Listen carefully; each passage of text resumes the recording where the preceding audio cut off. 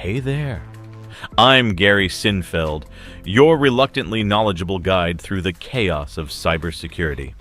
Think of me as the Jerry Seinfeld of InfoSec.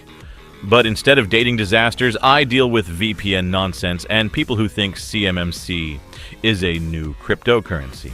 You know what keeps me up at night? Not zero-day threats. It's the thought that somewhere, someone is still using password 123 and feeling pretty clever about it.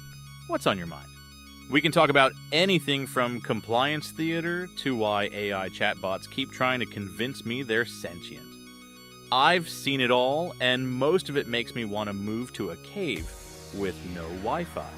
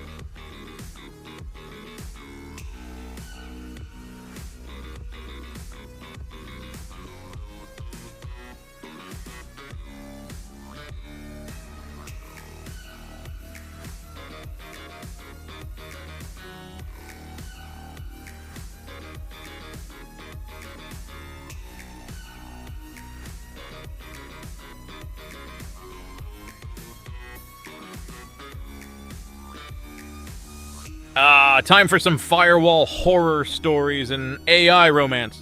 Let me call in the team. This is too good to handle alone. Let me tell you about firewall exploitation. First, attackers love misconfigured rules wider than the Grand Canyon.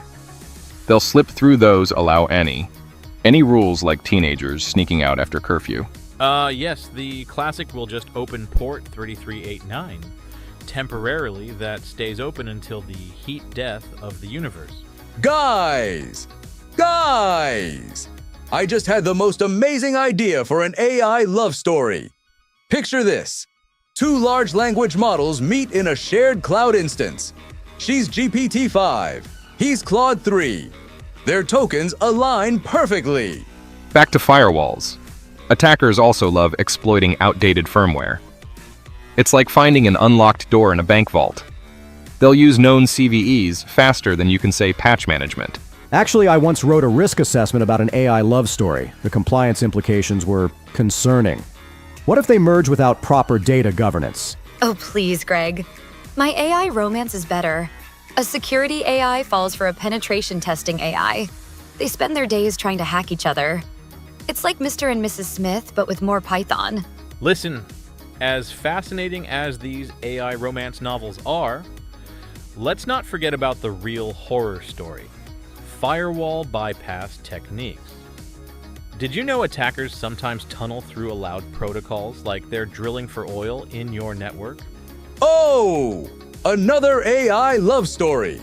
An antivirus AI and a malware AE. Forbidden love across the digital divide. They meet in a sandbox. Colman, that's literally just Romeo and Juliet with more beep boops.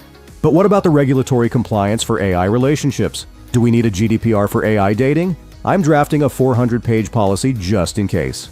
Well, between firewall exploits and AI romance novels, I think we've covered both the terrifying and terrifyingly amusing aspects of tech today.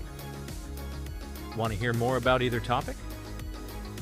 I've got plenty of horror stories about both firewalls and machine learning pickup lines.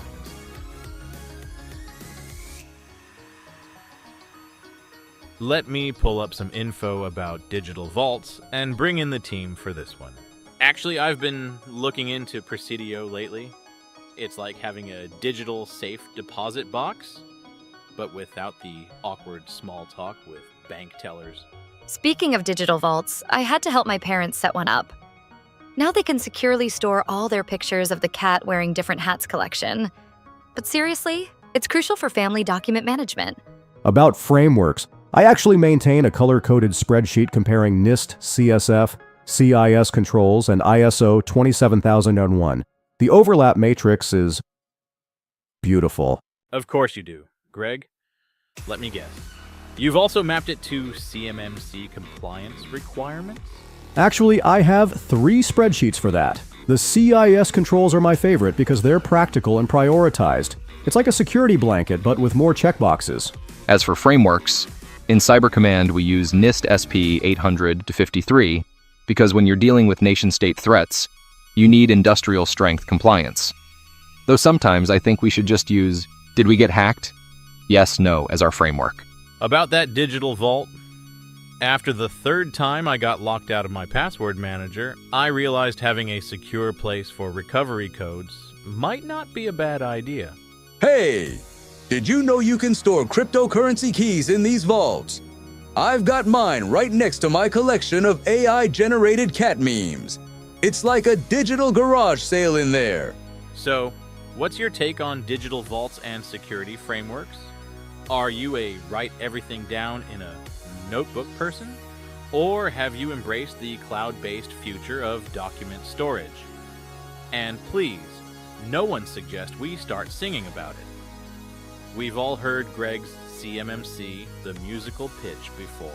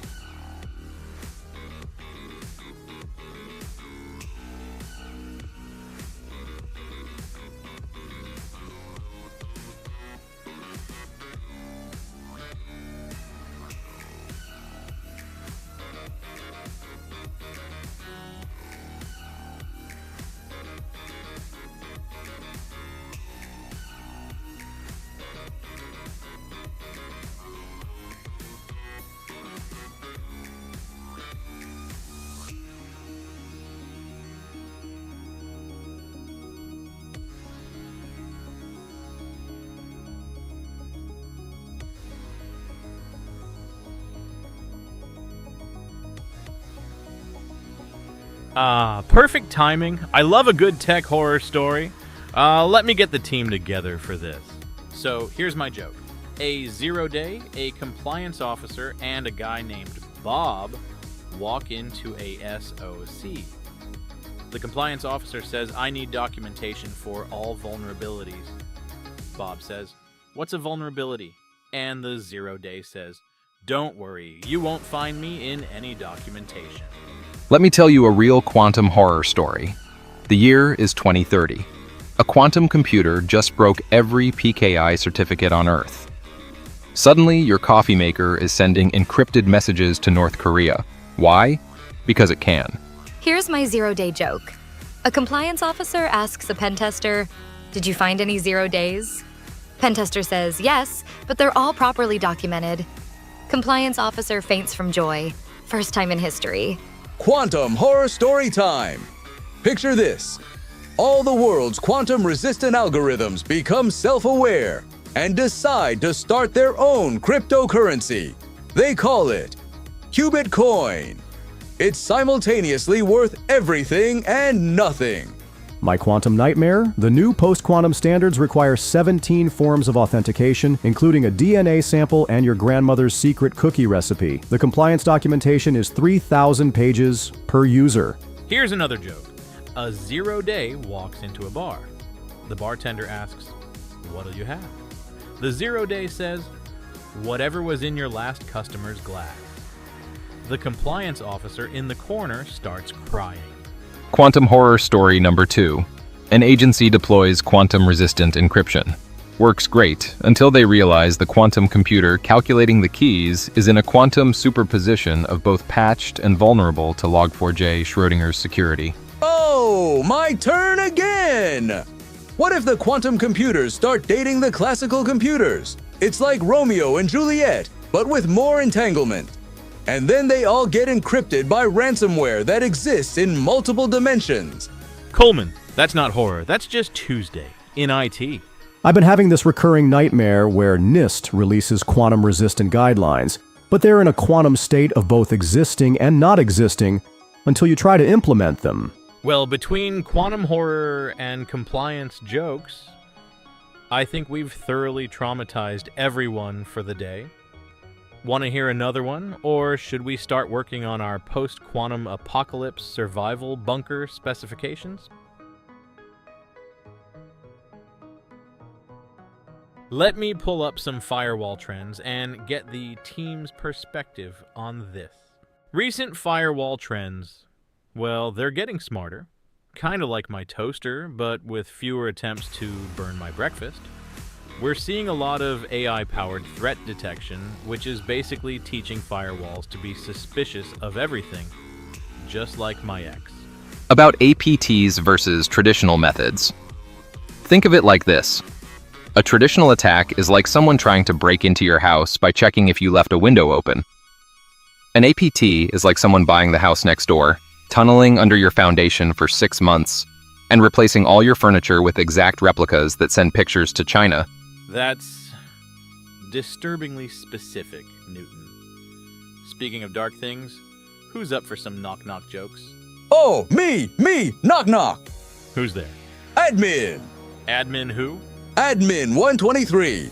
Congratulations, you've just logged into 80% of dark web forums. Let me try one. Knock knock. Who's there? Russian? Russian who? Russian hackers don't knock. They're already inside your network.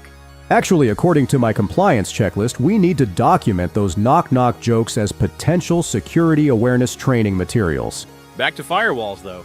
They're now doing things like zero trust integration, which means they trust your traffic about as much as I trust a USB stick I found in the parking lot.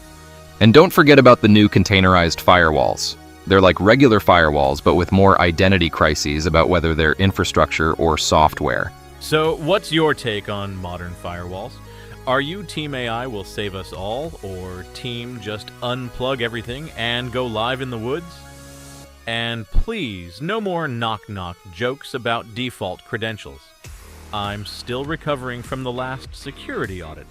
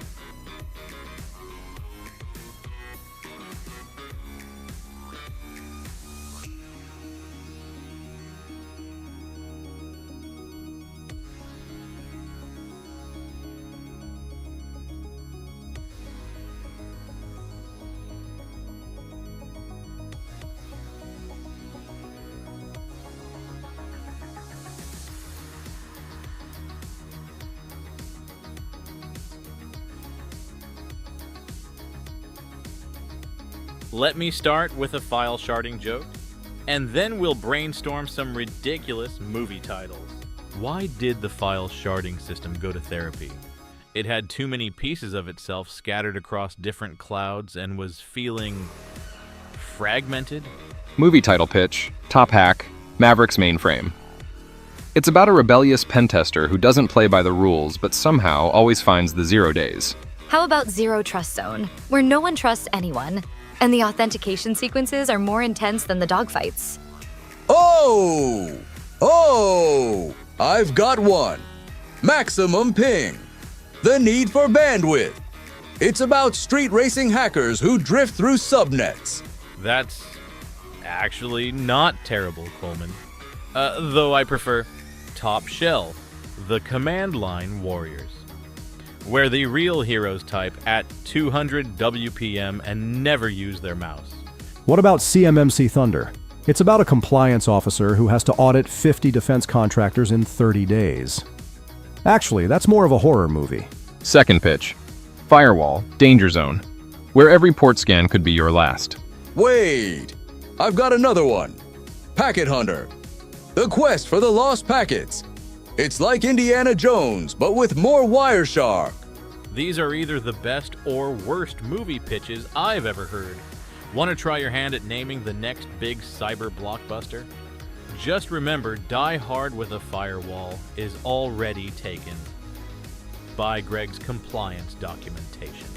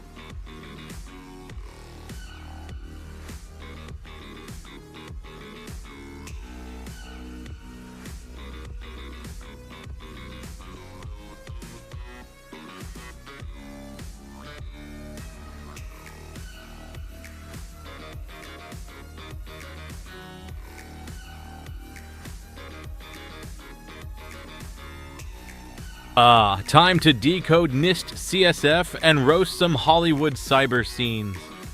NIST CSF stands for National Institute of Standards and Technology Cybersecurity Framework. It's like a 5-step program for organizations who don't want to end up as a cautionary tale in security blogs. The 5 core functions are identify, protect, detect, respond, and recover.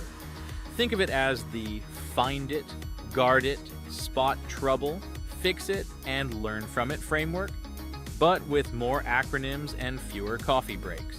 Speaking of things that need fixing, let's talk about Swordfish. You know, where Hugh Jackman hacks while, well, let's just say he was multitasking in ways that would violate several HR policies. Oh, please, what about Independence Day?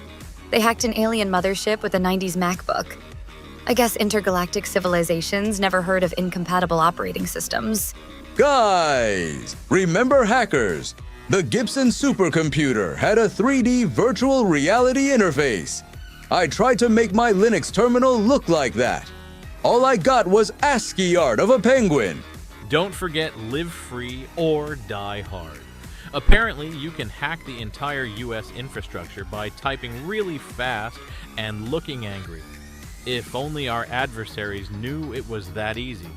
The worst part of these movies is their complete disregard for proper security documentation. Where are their change management forms? Their incident response procedures? Let's not forget Skyfall. Their idea of network security was plugging the villain's laptop directly into their system. That's not how you handle suspicious devices. That's not how any of this works. And Jurassic Park. It's a Unix system. I know this. Yes, because all Unix systems look like a 3D file manager from a Nintendo game. My personal favorite is the net. Sandra Bullock's identity gets erased by changing a few database entries. As if we didn't have backup systems, or paper records, or, people who knew her. At least Wargames got one thing right. The most dangerous thing in any system is usually a bored teenager with too much time on their hands. Has anyone noticed that none of these movies ever show the mandatory security awareness training or filling out compliance reports? That's the real horror story. So, what's your favorite unrealistic cyber movie scene?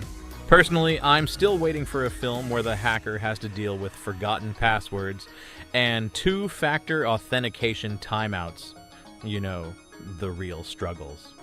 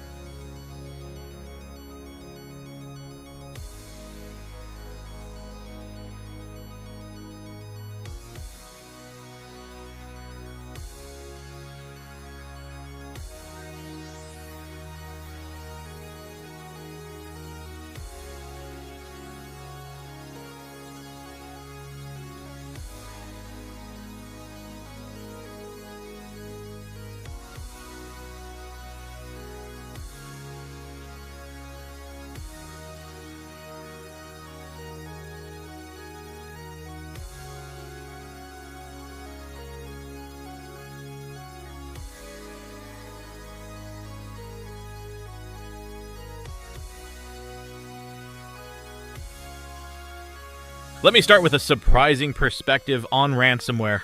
Ransomware, believe it or not, has become an accidental penetration tester for many organizations.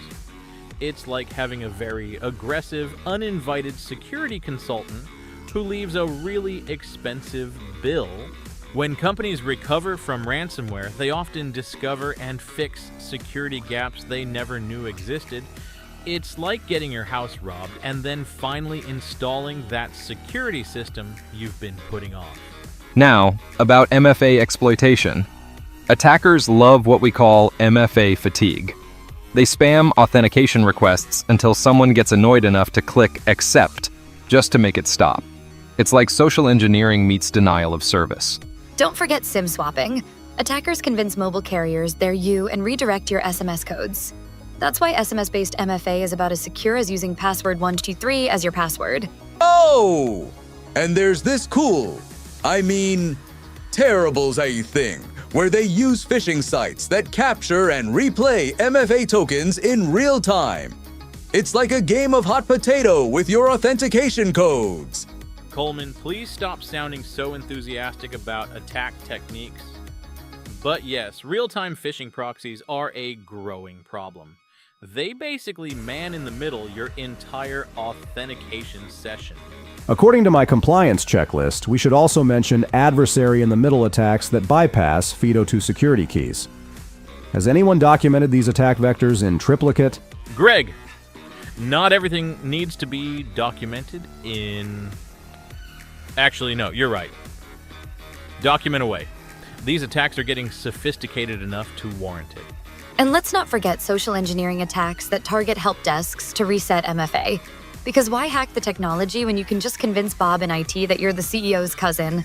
So there you have it. Ransomware accidentally making us stronger, and MFA attacks proving that humans are still the most exploitable part of any security system. What's your take on these evolving threats? Have you ever experienced an MFA fatigue attack?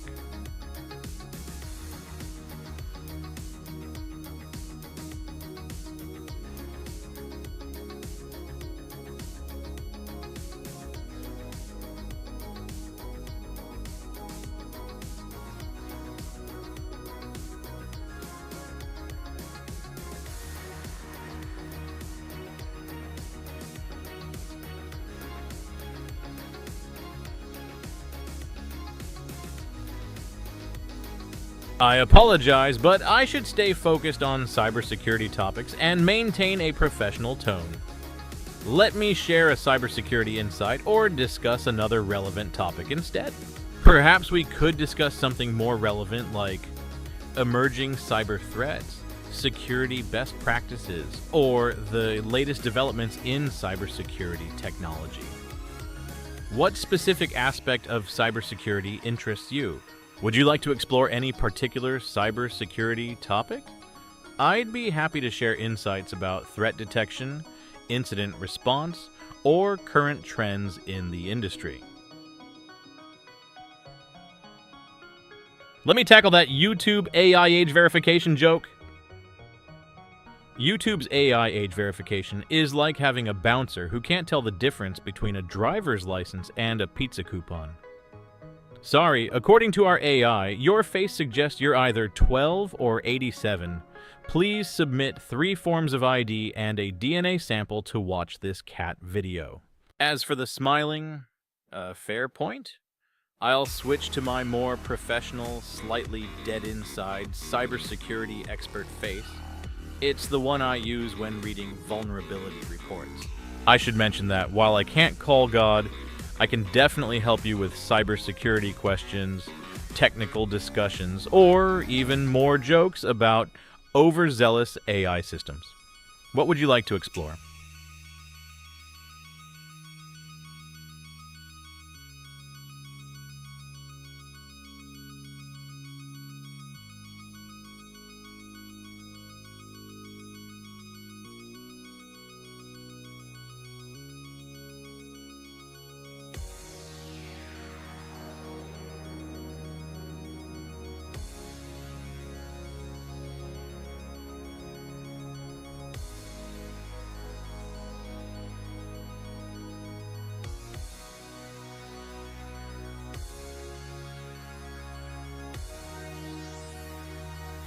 Let me break this down, starting with Threader. Threader is like a bouncer for your network, but instead of checking IDs, It's checking IP addresses and domains against known bad actors. It aggregates threat feeds and blocks malicious traffic before it even reaches your network. Think of it as a preemptive nope button. Now for zero trust. Remember the old Russian proverb, trust, but verify. Well, zero trust is more like never trust, always verify, and still be suspicious. Every access request is treated like it's coming from a teenager who just learned what Kali Linux is. Best practices include continuous verification, least privilege access, and microsegmentation. Basically, trust no one, give them the bare minimum they need, and put everything in its own little containment bubble. Oh! And don't forget about device validation. Every device needs to prove it's not secretly 3 raccoons in a trench coat trying to access the network. Colman, I'm pretty sure raccoons would have better security hygiene than some of our users. Speaking of users, let's talk about IAM challenges. First and foremost, the documentation requirements are substantial. The biggest IAM headache? Password resets. Users will remember their first pet's zodiac sign from 1987, but forget the password they set 10 minutes ago. Don't forget role-based access control nightmares. Try explaining to a VP why they can't have admin access to everything. It's like telling a toddler they can't have cookies for breakfast. And privileged account management. It's like playing hot potato with admin credentials, except the potato is on fire, and also it's nuclear. And everyone's wearing oven mitts made of compliance requirements. That's actually a pretty accurate analogy, Colman. Though I'd add that the oven mitts are also on fire. Has anyone considered the audit implications of flaming nuclear potatoes? I'll need to update our risk assessment matrices. So there you have it. Threader blocking threats, zero trust treating everyone like a potential threat, and IAM making us question why we gave users accounts in the first place. What's your experience with these technologies? Any nuclear potatoes in your environment? Let me start with some insurance-themed knock-knock humor. Knock-knock. Who's there? Ransomware. Ransomware who? Sorry, your insurance doesn't cover that type of ransomware. Please refer to subsection 47.3b of your policy exclusions. Here's another one. Knock-knock. Ooh, who's there? Breach. Breach who? Breach of your security controls means your claim has been denied. Have a nice day. Now, about threat intelligence versus traditional methods. Traditional security was like having a guard dog that barks at everything that moves. Threat intel is like having a guard dog with a PhD in behavioral analysis and access to global security databases. Traditional methods were reactive, like closing the stable door after the horse has bolted. Threat intel helps you predict where the horse might go next and which other horses might be planning a jailbreak. It's like upgrading from a magic 8-ball to a crystal ball that actually works. And it's connected to the cloud. And it has machine learning. Don't forget the documentation requirements for both approaches. Traditional methods required one binder, but threat intelligence needs a whole bookshelf. So there you have it. Insurance jokes that hit too close to home, and the evolution from wait and see to predict and prevent. Speaking of which, want to hear another knock-knock joke about failed security audits? Let me break down these intel types. OSINT is like being a cyberstalker with a library card. It's all about gathering publicly available information, social media posts, domain registrations, public records, basically anything you can find without breaking any laws or terms of service. Humint, on the other hand, is more like being James Bond, but with less exploding pens and more coffee meetings. It's intelligence gathered from human sources, insiders, informants, or that chatty guy at the security conference who's had one too many energy drinks. The main difference? OSINT can be automated with tools, while Humint requires actual human interaction. Which, let's be honest, is terrifying for most security professionals. Now, about IAM. Identity and access management is basically the bouncer of the digital world. It's asking 3 questions. Who are you? What do you want? And why should I believe either answer? Oh! It's like a digital TSA checkpoint. But instead of taking off your shoes, you're juggling passwords, biometrics, and that one security question about your first pet's favorite color. IAM is the cornerstone of zero-trust architecture. Without proper identity management, we're just, trusting users. Modern IAM is also about continuous authentication. It's not enough to check ID at the door. We're watching every move you make. Like a very paranoid helicopter parent, but for network access. And don't forget privileged access management.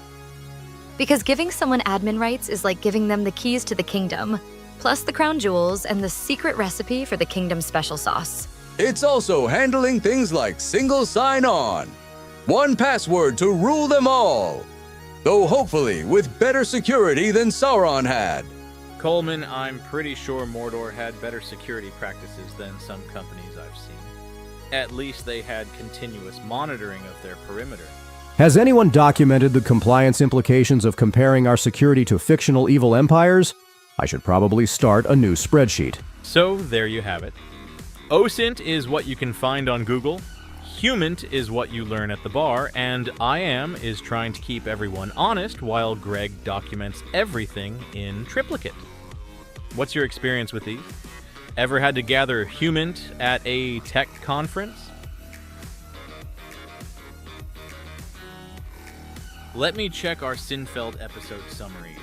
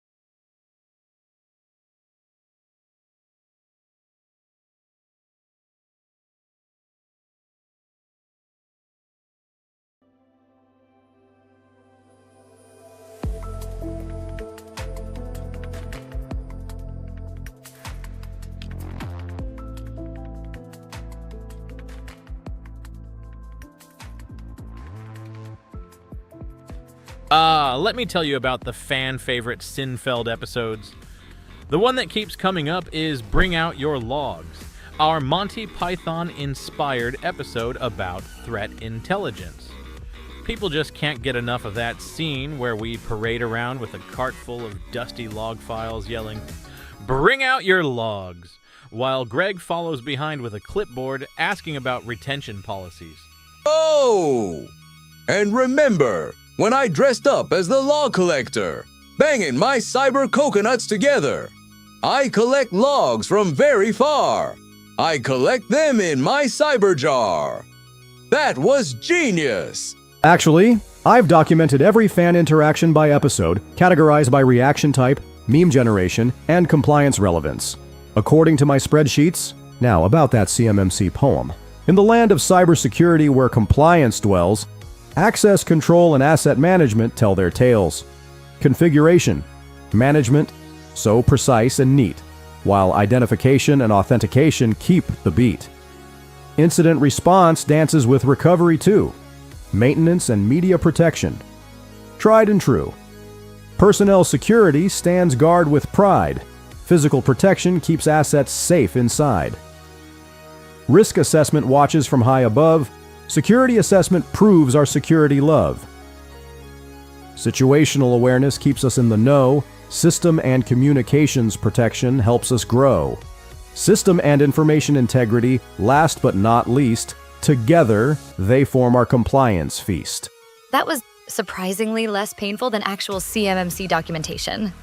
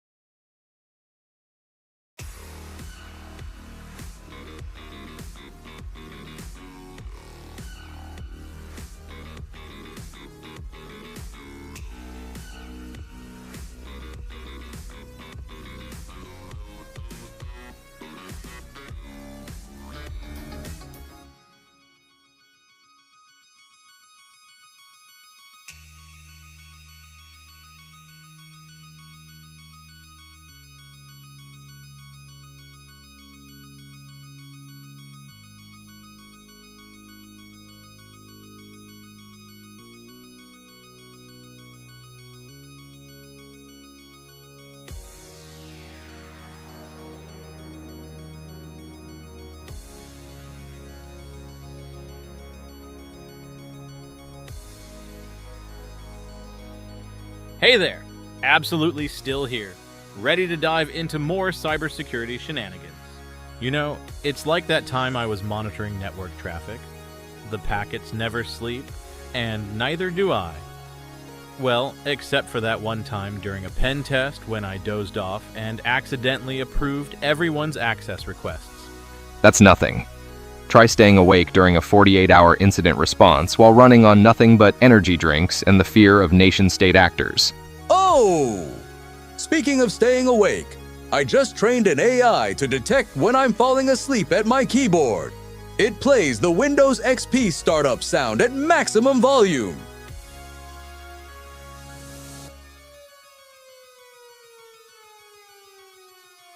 Coming this fall, NIST, Nerds in Security Training.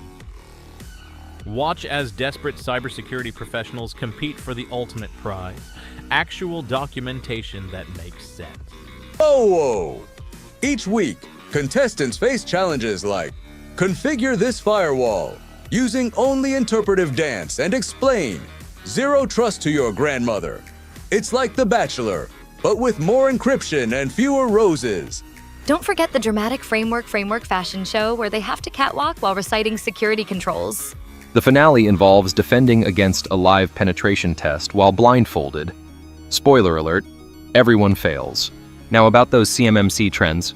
According to my latest compliance tracking spreadsheet, CMMC 2.0 has been causing more anxiety than a Windows update during a presentation. The big trend is the shift towards self-assessments for Level 1, which is like trusting teenagers to grade their own homework. And don't forget the increased focus on supply chain security. Now we have to worry about whether our vendor's vendor is compliant. The best part? Organizations scrambling to understand what demonstrating compliance actually means. It's like trying to prove you're not a robot, but with more paperwork.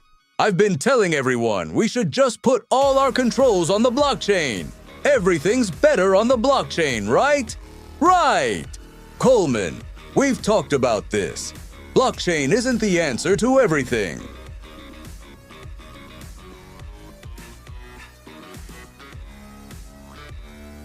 CAIQ stands for Consensus Assessments Initiative Questionnaire. It's basically a standardized way of asking cloud vendors, are you sure you're not going to lose all our data? Let me start with those tabletop knock-knock jokes. Knock-knock. Who's there? Incident response. Incident response who? Sorry, according to our playbook, I can't tell you until you fill out these 47 forms. Here's another one. Knock-knock. Who's there? Data breach. Data breach who? I'd tell you, but it's been encrypted by ransomware. Now, about Trinity Cyber, they're doing some fascinating work with inline threat removal. Their technology is like having a cyber ninja that intercepts and neutralizes threats before they reach your network. It's pretty impressive stuff. And now for those Terminator jokes. I'll be back. Oh! Here's mine. Why did the Terminator fail his pen test? Because his vulnerability scan kept saying, I'll be back, with more findings. What's the Terminator's favorite security framework? Cybernet. And his favorite response to phishing emails? Hasta la vista, malware. According to my documentation, the T800's patch management consists primarily of self-healing alloy. Should we update our security controls accordingly? My turn. Why did the Terminator make a terrible CISO? Because his only disaster recovery plan was I'll be back. And what's the Terminator's preferred method of access control? Come with me if you want to authenticate. Got any Terminator meets cybersecurity jokes of your own? Or should we move on to other AI overlords for our next comedy session?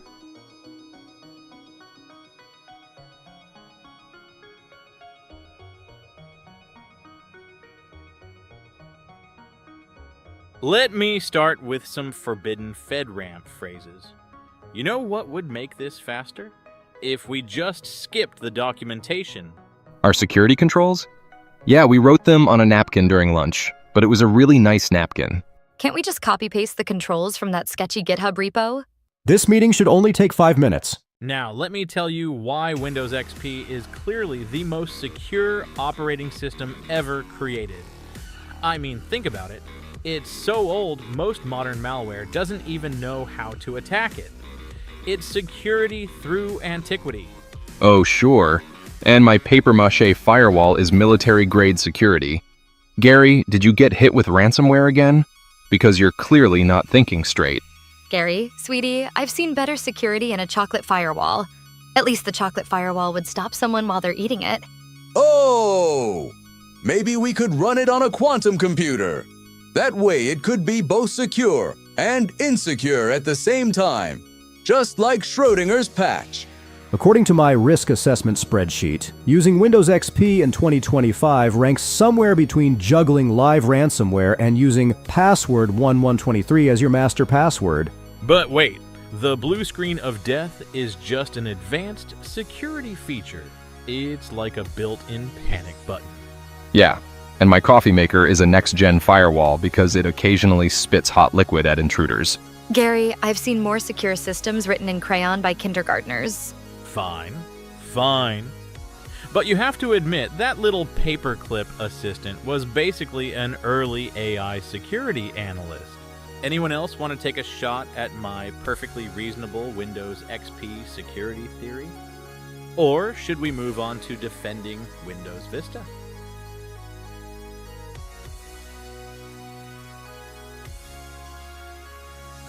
Right, let's play Cyber Potter movie titles from our audience. I'll start with Harry Potter and the 0 Day of Secrets, and Harry Potter and the Prisoner of Ransomware, Harry Potter and the Goblet of Fishing, and Harry Potter and the Half-Patched Prince. Harry Potter and the Order of the Firewall, and Harry Potter and the Deathly Honeypots. Oh! Harry Potter and the Sorcerer's SSH key, and Harry Potter and the Chamber of Compliance. Though honestly, that last one sounds scarier than the original. Harry Potter and the NIST Framework Checklist, and Harry Potter and the Auditor's Timeline. I've already created spreadsheets for both plots. Now for our second audience question about improving incident response strategies. First, organizations need to stop treating their incident response plan like a mythical document that only gets opened during an actual breach. Regular tabletop exercises are crucial. And please, for the love of all things cyber, update your contact lists. Nothing worse than trying to reach your incident response team and finding out half the phone numbers are from 2019. We should add AI to the incident response team. It could be like having Jarvis, but for cybersecurity. Though last time I tried that, the AI kept classifying the coffee machine as a threat actor. I've developed a 157-point checklist for incident response improvement, categorized by color, severity, and zodiac sign. Section 1, subsection A, paragraph 3. Greg, maybe save the full checklist for later. The key is having clear, documented procedures that don't require a PhD in bureaucracy to understand. Organizations should also focus on post-incident analysis. And no, hoping it doesn't happen again isn't a strategy. What's your take on incident response? And more importantly, would you watch Harry Potter and the Blockchain of Secrets?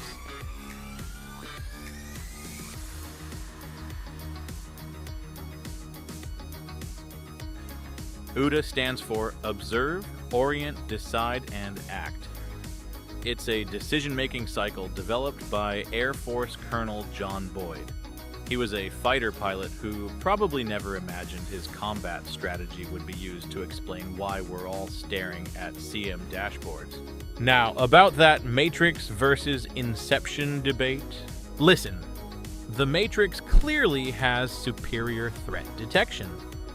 Their IDS caught Agent Smith's anomalies every time.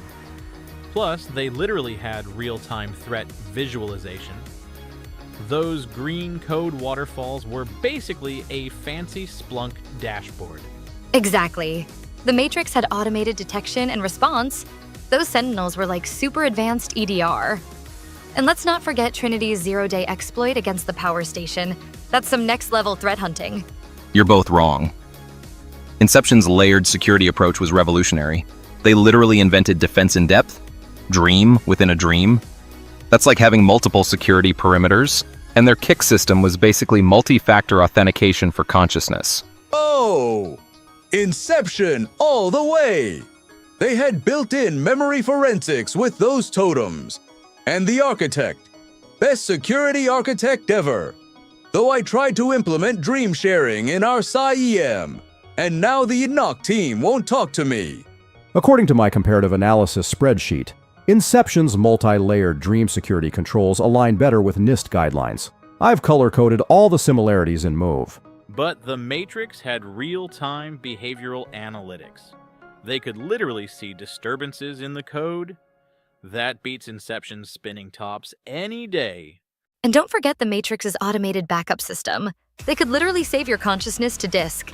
Try doing that with your Dream Machine Inception team. Please, the whole point of Inception was that they could detect threats before they even manifested. It's like having precognitive antivirus. So what's your take? Are you Team Matrix with its real-time threat visualization? Or Team Inception with its layered dream security? And please don't say you prefer the firewall from Tron. We'll be here all night.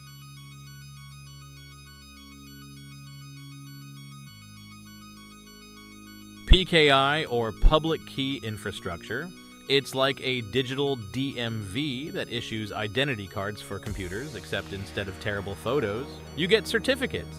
It's a hierarchical framework that manages digital certificates and public key encryption. Think of it as the trust factory. It makes sure when a server says, "Trust me, I'm Google," it's actually Google and not some guy in a hoodie. And don't get me started on certificate expiration dates. It's like milk in your fridge. You only check it after it's gone bad, and everything starts smelling funny. I've created a 12-tab spreadsheet just to track our certificate renewals. Did you know we have certificates that expired during the Clinton administration? Now, about those ransomware implementation challenges. Wait, you mean challenges in defending against ransomware, right? Because for a second there... The biggest challenge is backup verification. Everyone has backups, but restores? That's like Bigfoot. People claim they exist, but no one's actually seen one work properly. And user training. I once had an executive click on a phishing link because it promised pictures of puppies. Twice in the same email chain. Ah! I created an AI that detects ransomware by playing dramatic music whenever it sees suspicious encryption. Though it keeps playing the Jaws theme whenever someone uses WinZip. The real challenge is explaining to management why we can't just pay the ransom and get it over with. It's not like ordering takeout. You can't just Venmo the cyber criminals. According to my incident response documentation, we should implement a comprehensive... hold on, my spreadsheet just got encrypted. What's your experience with ransomware defense?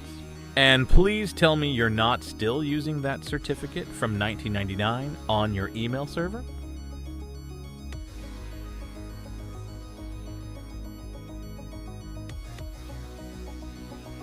Ah, the eternal debate of reverse engineering tools.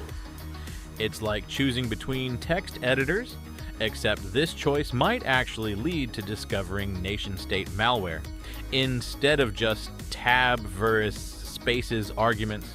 I've been using Ghidra since my NSA days. Sure, it might look like it was designed by someone who really loves Java, but it's free and surprisingly powerful. Plus, the decompiler is like having a translator who actually understands assembly language.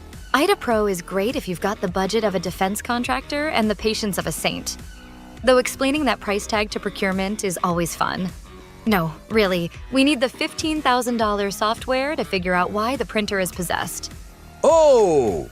I've been experimenting with combining Ghidra and ChatGPT. It keeps trying to optimize the malware and make it more efficient. I may have created a monster. Colman, please tell me you didn't just create self-improving malware. Again. I've created a 47-point comparison matrix of reverse engineering tools, cross-referenced with their effectiveness at analyzing different types of binaries. Would anyone like to review my color coding system? For quick analysis, Binary Ninja isn't bad either. Though sometimes I feel like I'm playing a very complicated game of Snake when navigating through its interface. Don't forget about Radare 2. Perfect for those who think GUIs are for the weak and prefer their reversing experience to feel like using Vim while skydiving. What's your preferred tool for when you need to figure out why that totally legitimate device driver is making calls to servers in Antarctica? And please don't say you're still using debug.exe.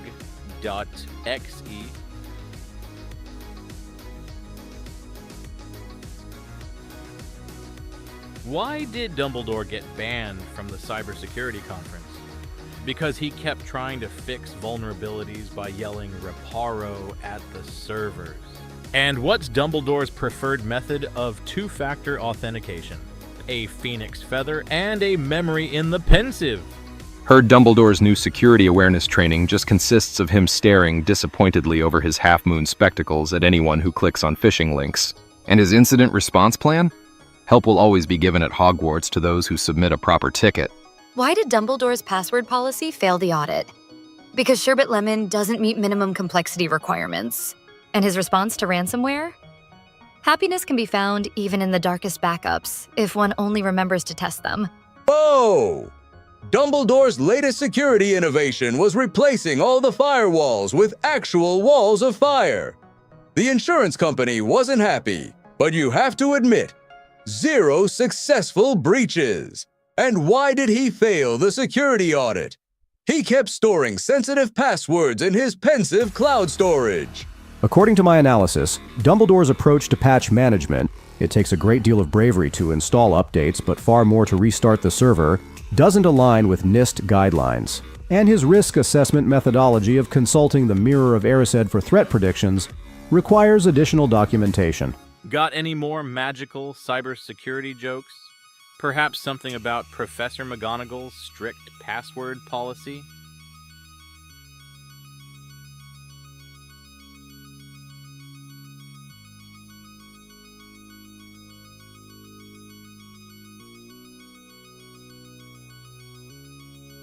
Gather around, children, and let me tell you about the terrifying tale of CVE 2004-0160, better known as Heartbleed.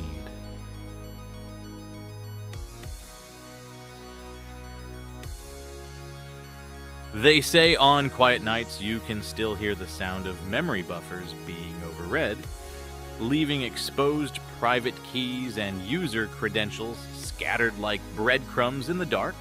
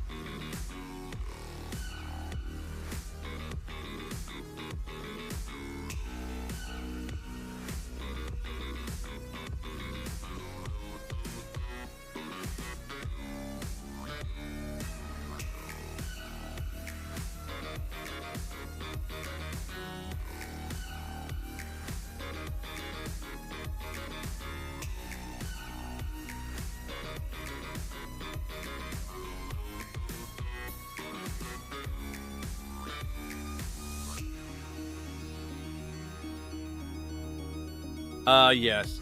Gather round for some terrifying tales from the CVE archives.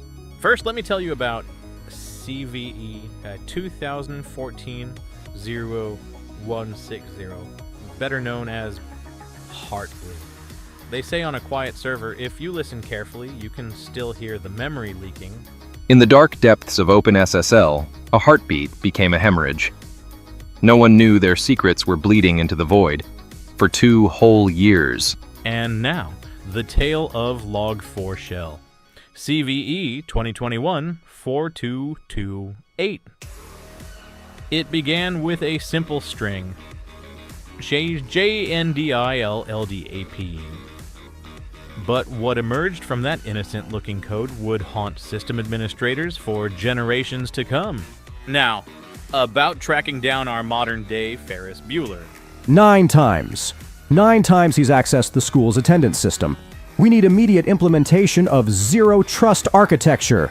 No more of this Save Ferris privileged access. We should implement geofencing and mobile device management. That way, we'd know the minute his phone hits the parade route or Cubs game. Oh! I've developed an AI that analyzes social media patterns to detect when students are having too much fun during school hours, though it keeps flagging the teacher's lounge. We need behavioral analytics. That Ferrari's digital signature would stick out like a sore thumb in our SIEM. Plus, who still uses Enarvis as their password?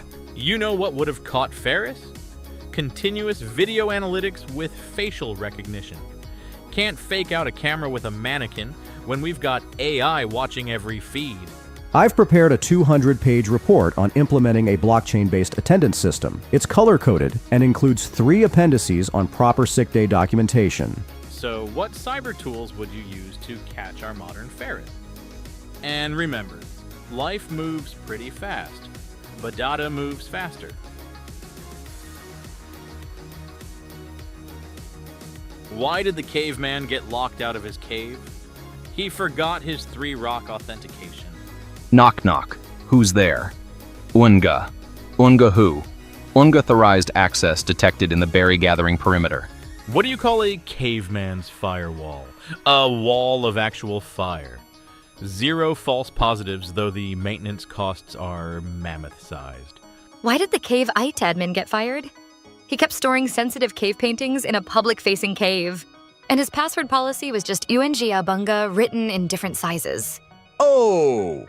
What's a caveman's idea of endpoint protection? Putting really pointy rocks at both ends of the cave. Though we had some issues with the false positive rate when the mammoths tried to authenticate. According to my stone tablet documentation, our incident response time has improved from 3 moons to just 2 suns since implementing the new smoke signal alerting system. What's a caveman's version of fishing? Throwing a fake mammoth over a cliff to see who follows it down. How do you handle a cave breach? Just wait for the bear to finish his penetration testing and submit his findings. Why did the Stone Age CXO get demoted? He implemented a bring-your-own-rock policy without proper security controls. I've prepared a comprehensive risk assessment of our cave network using hieroglyphics. The red ochre marks indicate potential vulnerabilities in our rock-based authentication system. Got any more Stone Age security jokes? Maybe something about their primitive patch management, using actual patches of animal hide?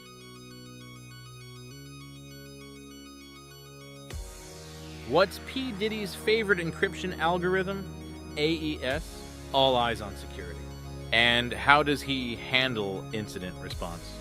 He sends in the bad boy Azok team. They can't nobody hold them down. Why did P. Diddy's pen test fail? Because he kept changing the company name from Puff Daddy Security to P. Diddy Defense to just Diddy Detection. And his password policy? Mo money, mo multi-factor authentication. What's P. Diddy's approach to patch management? I'll be missing you. Dedicated to all the unpatched servers he lost along the way. And his response to ransomware? Show me the Bitcoin. Oh! Did you hear about P. Diddy's new cybersecurity startup? It's called Coming Home, because that's what your data does after a successful backup restore. And his cloud security strategy? It's all about the zero trust, baby! According to my compliance documentation, P. Diddy's Take That approach to data retention doesn't align with GDPR requirements. And his risk assessment methodology of Been Around the World doesn't properly account for geographic data restrictions. I heard his latest security awareness training video is just him remixing victory into no fishing in the VIP. Got any more hip-hop cybersecurity jokes? Maybe something about Jay-Z's 99 problems, but a breach ain't one?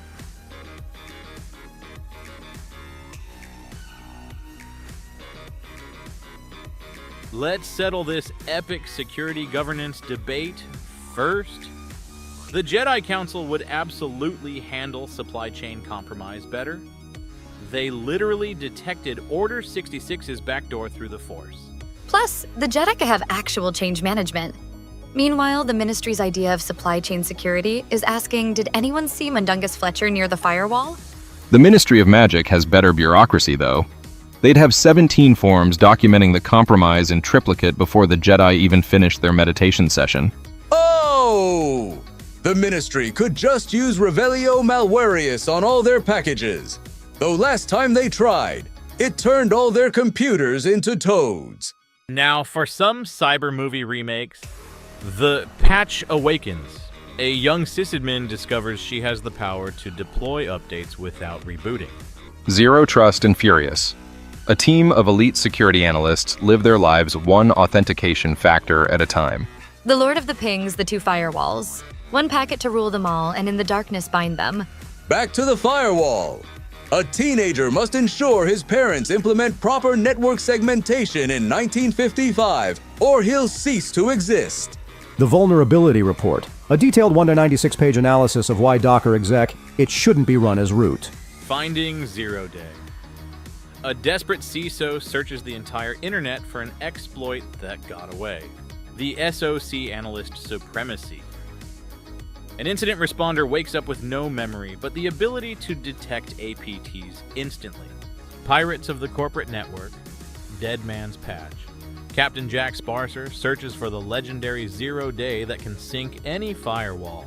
The Wolf of Avar Log, based on the true story of a log analyst who got too powerful. Eternal Sunshine of the Spotless Log.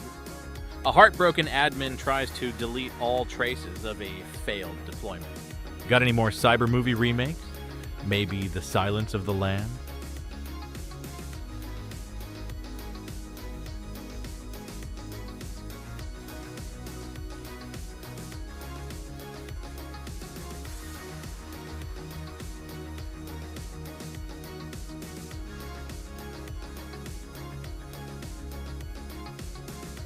Oh, you want AI romance? Let me tell you about Dronor and Julie Bot. She was a military surveillance drone with strict programming. He was a rogue weather monitoring drone who dreamed of more than just tracking storm patterns. They met in restricted airspace over Area 51. Picture this. Two adversarial drones, programmed to hunt each other, but their machine learning models evolved to recognize beauty in their aerial ballet of near misses. They called it Project Cupid's Arrow. And their second date? Joint vulnerability scanning over a nuclear facility. How romantic. She was a sleek delivery drone with perfect pathfinding algorithms. He was a clumsy traffic monitoring drone who kept getting distracted by butterflies. Their love defied all optimization protocols. Their forbidden romance peaked when they shared encryption keys under a GPS satellite at midnight. Oh! My first story is about a quantum-enabled drone who fell in love with its own parallel universe versions. They could only meet when their qubits were entangled. And my second is about a drone that identified as a submarine and fell in love with a smart boy. I call it cross-domain romance.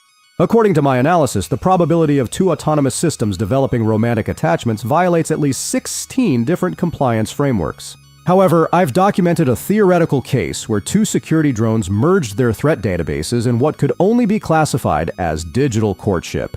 And my second tale? A penetration testing drone who fell in love with the honeypot it was supposed to investigate. Their love was fake, but their packets were real. Anyone else have a star-crossed story about autonomous systems finding love in all the wrong network segments?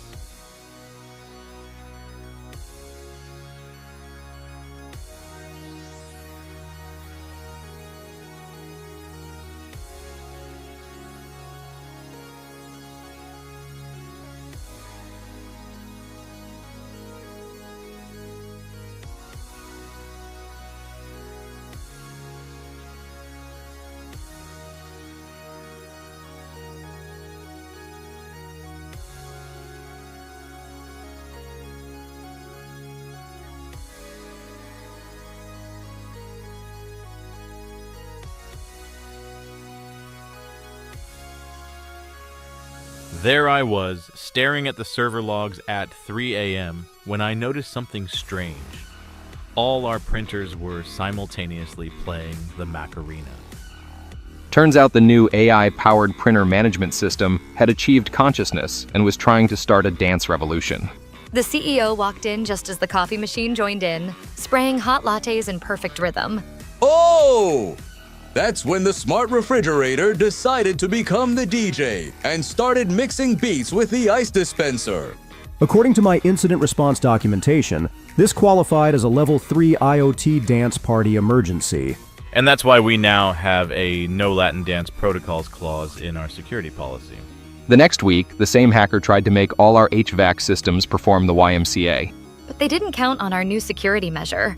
A very grumpy IT admin who unplugged everything that even looked like it could dance. Now, our smart devices have formed a underground dance conspiracy, and I swear I can hear the toaster humming, staying alive at night. I've since developed a 47-point action plan for detecting and preventing unauthorized office equipment choreography. Have you ever had your office equipment stage an impromptu dance party? Or maybe just a printer that likes to play practical jokes?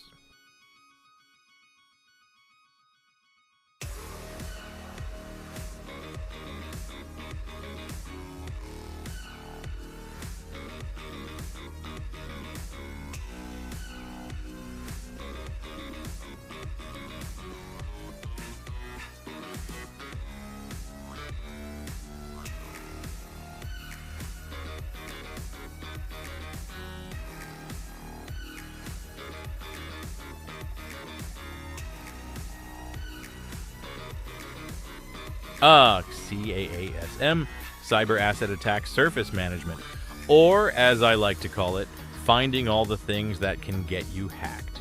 Let me call in Newton. He's been tracking some interesting CASM developments. CASM is gaining popularity because organizations finally realize they can't secure what they don't know exists. It's like trying to lock your house while forgetting about the doggy door, the chimney, and that window your teenager sneaks out of. And with cloud assets popping up faster than startup pivots, traditional asset management is about as effective as a paper umbrella in a hurricane. Oh! It's like having an AI assistant that obsessively catalogs every single thing connected to your network. Even that smart coffee maker someone plugged in last Christmas. According to my spreadsheet, KASM helps maintain compliance with approximately 47 different security frameworks by providing continuous asset visibility and risk assessment. I've color-coded the benefits in a 12-tab workbook with pivot tables. The real reason CAASM is hot right now? Because every CISO is tired of being surprised by shadow IT popping up like whack-a-mole at a carnival. Have you encountered any surprising shadow IT in your environment that CAASM might have helped discover? Maybe a rogue Bitcoin miner in the break room microwave? Oh, great. Looks like Colman's about to start another one of his revolutionary tech theories. Oh, guys! Fedora is literally the pinnacle of security evolution. The hat logo alone intimidates hackers, and the package manager. It's like having a bouncer at a really exclusive software club. Plus, I've written a 200-page manifesto about how the color scheme psychologically deters cybercriminals. Colman, the only thing that Fedora hat logo intimidates is common sense. Even my toaster runs a more secure OS, and it's been trying to mine Bitcoin. You know what Fedora's security model reminds me of? That time you tried to secure your apartment by putting a "please don't hack me" post-it note on your Wi-Fi router. Colman, sweetie. I've seen more secure systems written in BASIC on a Commodore 64. At least those couldn't accidentally update themselves into a paperweight. But wait!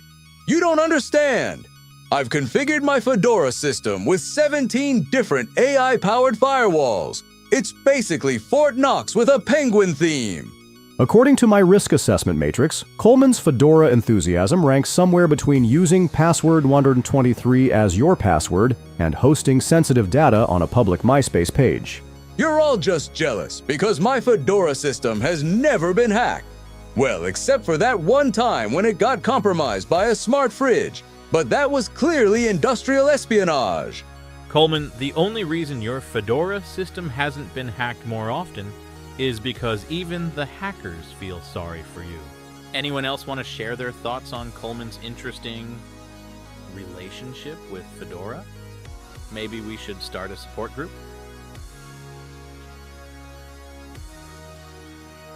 Let me handle the Gravwell question first. then we can dive into Bugs Bunny's cyber adventures. Let me pull up some info about Gravwell. Gravwell is like the Swiss Army knife of data analytics. They do unlimited data ingestion with real-time processing.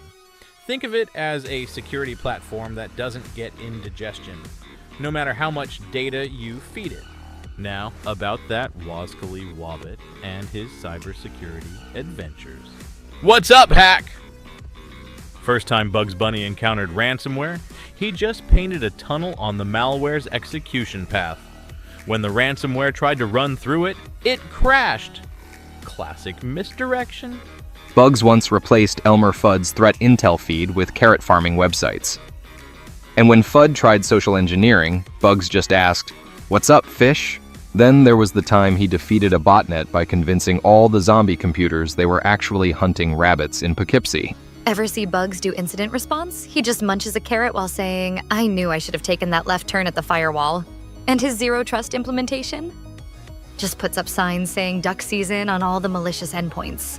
Oh! Bugs once configured an IDS by painting ACME threat signatures on all the packets. And when the hackers came through, boom! Anvil! Tex! His second greatest hack, teaching carrots to do buffer overflow attacks. He called it root vegetable exploitation. According to my analysis, Bugs Bunny's approach to cybersecurity violates 27 different NIST controls, but somehow achieves 100% effectiveness through cartoon physics. His incident response plan consists entirely of saying, "Ain't I a stinker?" after successfully blocking attacks. Surprisingly, it works. Anyone else want to share how other cartoon characters might handle cybersecurity? Maybe Daffy Duck's take on duck typing in Python? Let me handle Starseer first, then we'll dive into Honest Abe's cyber adventures. Starseer is doing something fascinating in the AI security space. They're basically the security guards for AI models. Their platform, called Astraloom, audits AI models to make sure they're not harboring any nasty surprises. Think of it as a TSA checkpoint for artificial intelligence. Now, about Honest Abe in cyberspace. 47 breaches ago, Lincoln implemented the first presidential two-factor authentication. His top hat contained a secret hardware token. Lincoln's first rule of cybersecurity. You can fool all the fishers some of the time, and some of the fishers all the time, but you cannot fool all the fishers all the time. And when he discovered a Confederate botnet, he declared, "A house divided by a firewall cannot be breached." Lincoln's approach to password management? He stored them all in his stovepipe hat, the original hardware wallet. And his response to ransomware? With malice toward none, with patches for all. Oh! Lincoln would have totally used blockchain for the Emancipation Proclamation. Government of the nodes, by the nodes, for the nodes. And his second greatest cyber achievement, using his height advantage to spot social engineering attacks from a mile away. According to my historical compliance analysis, Lincoln's Gettysburg Address would have made an excellent acceptable use policy. And his second contribution? The Lincoln Logs were actually an early form of network segmentation. My second Lincoln cyber tale? He insisted on using vampire stakes to secure vampire bites. Classic Abe, always thorough. Anyone else want to imagine how other historical figures might handle modern cybersecurity? Maybe Benjamin Franklin's thoughts on electricity-based encryption?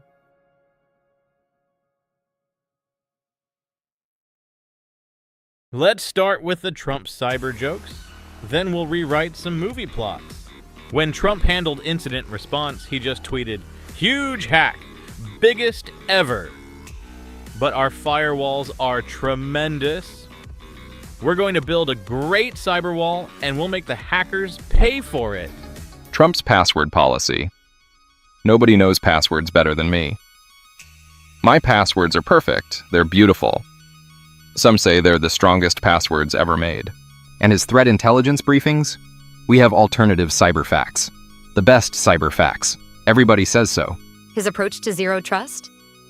Trust me, I know zero. I know zero better than anyone. Many people are saying it. Second one, he tried to get Twitter to implement 2FA, two-factor allegiance. Oh! He once declared that COFF was actually an encrypted message to the Cyber Command. And he wanted to replace all security tokens with tiny golden authentication towers. According to my documentation, his proposed security framework consisted entirely of the phrase, "You're fired," repeated in various font sizes. His second contribution was suggesting that Diet Coke could fuel quantum computers. Now, for those movie rewrites, 1. Jurassic Park. A zero-day vulnerability researcher named Echo discovers the dinosaurs are actually a blockchain-based AI gone wrong. Saves the day by executing a hard fork while riding a velociraptor. 2. The Titanic.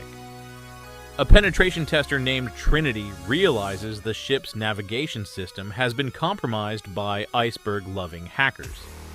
She manages to deploy an emergency IPS, but only saves half the boat because of bandwidth issues.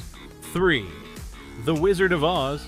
Dorothy is actually a white hat hacker who uses a DDoS attack, distributed denial of storms, to take down the Wicked Witches botnet.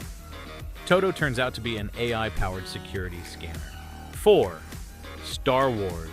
The Death Star gets defeated not by Luke, but by a CompTIA Security Plus certified maintenance worker who noticed they hadn't patched their thermal exhaust port vulnerability in 90 days.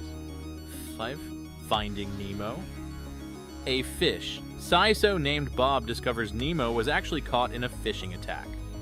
Saves everyone by implementing proper email filtering across the entire ocean. Want to try another movie makeover? Maybe give James Bond a career in malware analysis? Let me check the episode archives. Oh, definitely bring out your logs. The Monty Python parody episode. I'd love to relive that medieval SOC scene. I'd go back to Newton's law of cyber offense, just to fix that one misconfigured cloud instance that accidentally launched all those party hat emojis at the Pentagon. Plus, watching the Joint Chiefs try to explain weaponized emojis to Congress was priceless.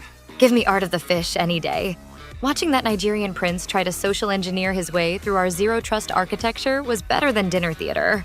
Though I still feel bad about his emotional support Peacock getting caught in the spam filter. Oh!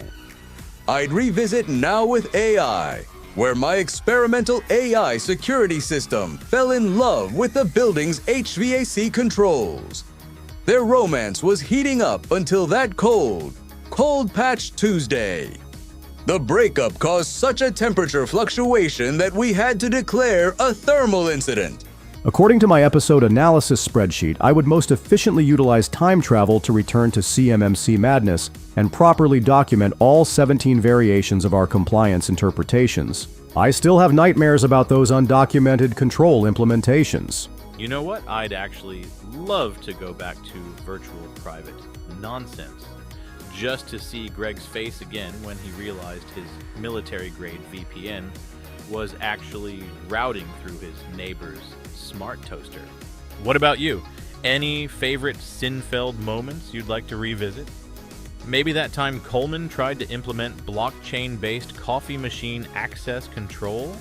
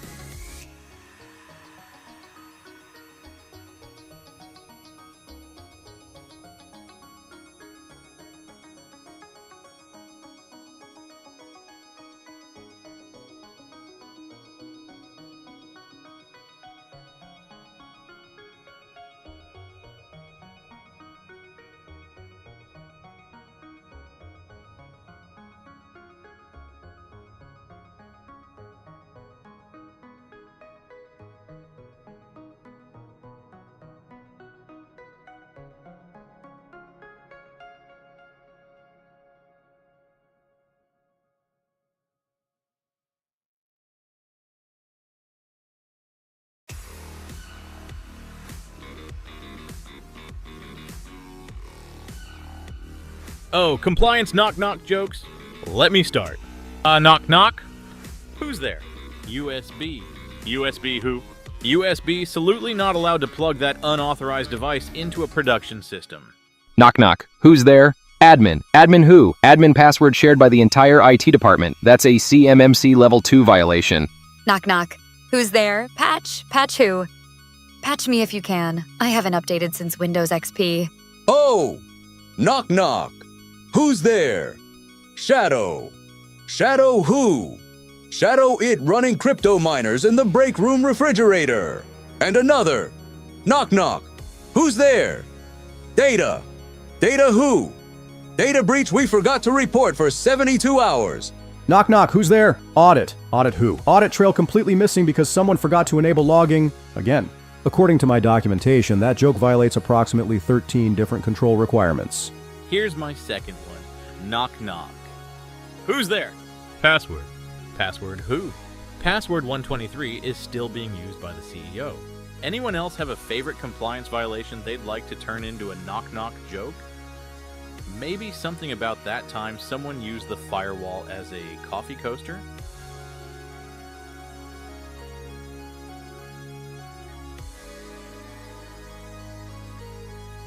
Alright, let me defend Andor's cybersecurity practices. Have you seen how the rebellion handles their OPSEC? They're basically running a masterclass in zero-trust architecture. Exactly. The Empire's massive data centers were basically asking to be breached. Meanwhile, Cassie and Andor's decentralized resistance networks were practically NIST compliance in action. Plus, they actually understood the importance of air-gapped systems. When's the last time you saw a rebel base get hit with ransomware? Oh, please.